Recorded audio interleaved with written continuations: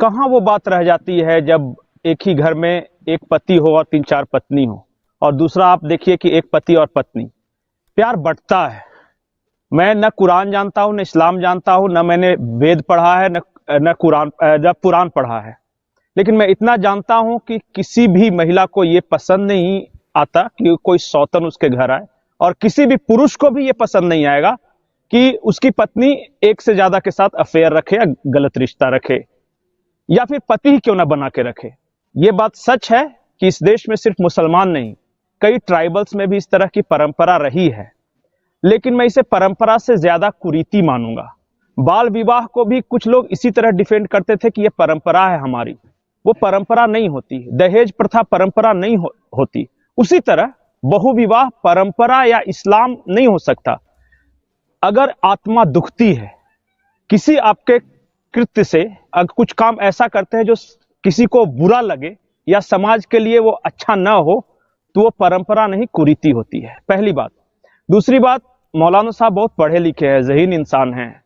इन्होंने कहा कि भारतीय परंपरा के खिलाफ आपने बात की कि अगर कोई महिला, जो चौहान साहब ने कहा था, देखिए बुरा दोनों को लगता है। एक महिला को भी लगेगा अगर उसका पति 2-3 पत्नियां लेके आए, और एक पुरुष को भी तब लगेगा जब उसकी पत्नी 2-3 पति रख के आए। देखिए ये इंसान का एक साइकोलॉजी है। मैं धर्म क्या कहता है, कौन सा धर्म क्या कहता है, इससे ज्यादा बेहतर मैं ये मानता हूं कि इंसानियत क्या कहती है। रही बात कि कोई गरीब है या अबला है, विधवा है, उसको सहारा देने की, तो किसी जमाने में हो सकता है कि अरब से इस्लाम निकला, वहां की स्थितियां ऐसी हों, परिस्थितियां ऐसी हों कि जिसको खाने को नहीं हो, जिसको रहने को नहीं हो, कपड़ा पहनने को नहीं हो, तो उसे सहारा देने के लिए ये कह के रख लिया गया कि चलो ये मेरी पत्नी है। एक उदाहरण है झारखंड का, एक बागुन सुम्बरई नाम के कांग्रेस के नेता हुआ करते थे, वो सांसद भी थे।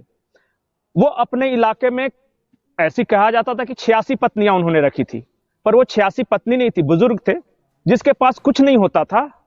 वो उनके दरवाजे पे आती थी तो वो कहते थे कि आज से मेरी पत्नी है, उसका सब रख रखाव करो। लेकिन पत्नी एक, जो बोलते हैं कि एक उसका लालन पालन करना और एक लालन पालन करने के बहाने सेक्स स्लेव बनाना, दोनों में फर्क है, वो हमें समझना होगा। आप सहारा देने के लिए, बिल्कुल सही कहा, सहारा देने के लिए पत्नी का रिश्ता जरूरी नहीं है। आप कुछ भी कह के सहारा दे सकते हो। अगर आप ये कहोगे कि मैं सहारा देने के नाम पे तुम्हारा यौन शोषण करूंगा, शारीरिक संबंध बनाऊंगा, तो वो भी गलत होगा, वो मजबूरियों का फायदा उठाना कहा जाएगा। बाकी कौन धर्म क्या कहता है, कुरान क्या कहता है, इस्लाम क्या कहता है, मुझे नहीं पता, लेकिन मुझे इतना पता है कि आज अगर सर्वे करा लिया जाए, चाहे वो हिंदू हो, मुसलमान हो, सिख हो या ईसाई हो, उनके समाज में जाके पूछ लीजिए कि क्या आपको अच्छा लगेगा कि आपके पति या पत्नी बहुत सारे पति या पत्नियां रखें। 90% से ज्यादा लोग कहेंगे नहीं, ये आदर्श स्थिति नहीं हो सकती, ये बुरी स्थिति है।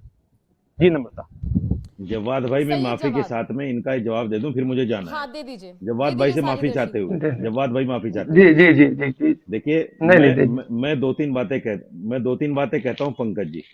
एक तो आपने कहा कि ये साइकोलॉजी है, मैं मानता हूं साइकोलॉजी है, लेकिन जहां आस्था की बात होती है वहां साइकोलॉजी कुछ नहीं होता, क्योंकि हमारा ये धर्म है, दीन है, मजहब है, जिसको कहा गया है कि हम 4 बीवी रख सकते हैं। तो फिर मुझे बोलने दीजिए पंकज जी, मुझे जाना है। ये साइकोलॉजी फिर यहाँ काम। दूसरी बात, राजा दशरथ की कितनी बीवियां थी, श्री कृष्ण जी के कितनी बीवियां थी, और बागेश्वर धाम सर वो ने कुरीति तो, थी, ये बाबा वो ने कुरीति तो, थी। किसी ने पुराने जमाने में कुछ गलतियां की तो वो जरूरी नहीं कि आज भी दोहराई जाए।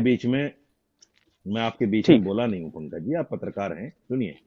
बागेश्वर धाम के जो बाबा हैं धीरेन्द्र शास्त्री, उन्होंने कहा कि आपको पता है राम जी के कितने पिता थे? राम जी के 5 पिता थे।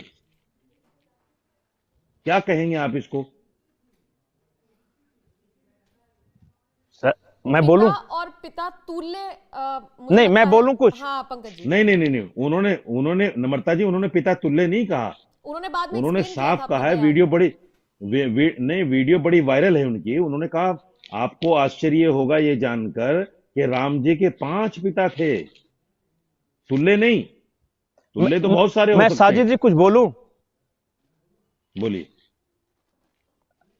देखिए, जैसे मैंने कहा ना कि मुझे अगर इस्लाम की जानकारी नहीं है तो हो सकता है कि आपको हिंदू धर्म की उतनी जानकारी नहीं होगी। हिंदू धर्म में कई तरह के पिता होते हैं।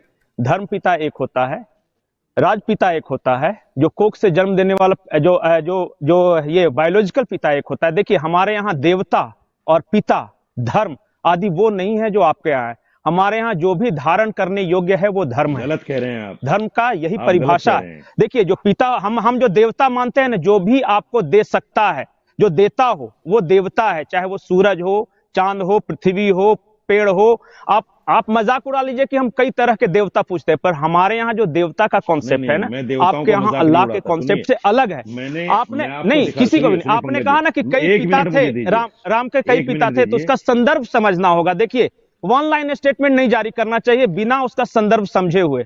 आपने बहुत आपत्तिजनक बात कही, आपने शायद बायोलॉजिकल पिता से उसे जोड़ा है इन सारी बातों को। इसलिए मैं बोलता हूं कि पहले बैकग्राउंड और बागेश्वर धाम ने आगे और पीछे भी कुछ कहा था, सिर्फ ये नहीं कुछ कि नहीं पांच कहा। पिता है। हाँ, बिल्कुल।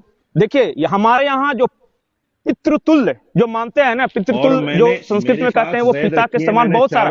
हमारे यहाँ परम पिता परमेश्वर भी है। साजिद जी, हमारे यहाँ परम पिता परमेश्वर भी है। तो ऐसा नहीं है कि हम परमेश्वर को अपना बाप मान लेते हैं। रखिए मेरे पास, कहो तो मैं दिखा देता हूँ आपको। नहीं पढ़ा है, लेकिन अगर पढ़ा होता तो आपको ये पता होता कि हमारे यहाँ पिता के किस तरह के कॉन्सेप्ट हैं। हम परम पिता परमेश्वर कहते हैं, तो इसका ये नहीं कि परमेश्वर को अपना बाप मान लिया। अरे भाई, मुझे आश्चर्य इसलिए हुआ उनकी बात पर। हम अगर किसी को धर्म पिता कहते हैं तो ऐसा नहीं कि वो हमारा पिता है। चलिए खैर, मैं माफी चाहता हूं, मेरे पास इसलिए मैंने आपको टोका, माफ कीजिएगा। लेकिन देखिए, आप इस्लाम के जानकार हैं, मैं उस पर बिल्कुल उंगली नहीं रखूंगा, होंगे जानकार, हैं भी। लेकिन आप दूसरे धर्मों के बारे में अगर इस तरह की टीका टिप्पणी कीजिएगा कि धीरेन्द्र महाराज ने ये कहा, फलाने संत ने ये कहा, तो ऑब्जेक्शन होंगे।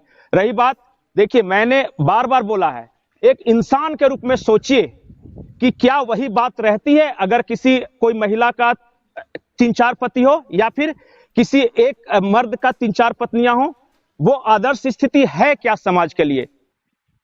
मजबूरियां एक्सेप्शन हो सकती है, इसे परंपरा का नाम न दिया जाए। मैंने बार बार बोला कि अगर राजा दशरथ ने 4 पत्नियां रखी होगी, हमारे यहाँ भी दहेज प्रथा था, हमारे यहाँ भी बाल विवाह था, हमारे यहाँ भी कई बुराइयां थी। बहुपत्नी जो पॉलीगैमी बोलते हैं, अच्छा नहीं है, और आज के जमाने में तो बिल्कुल अच्छा नहीं है। हो सकता है कि कभी कोई परिस्थितियां रही होगी, लेकिन ये देश अगर कहता है कि सारे नागरिक हमारे लिए बराबर हैं, तो एक ही तरह के कानून से सारे नागरिक को गवर्न भी होने चाहिए।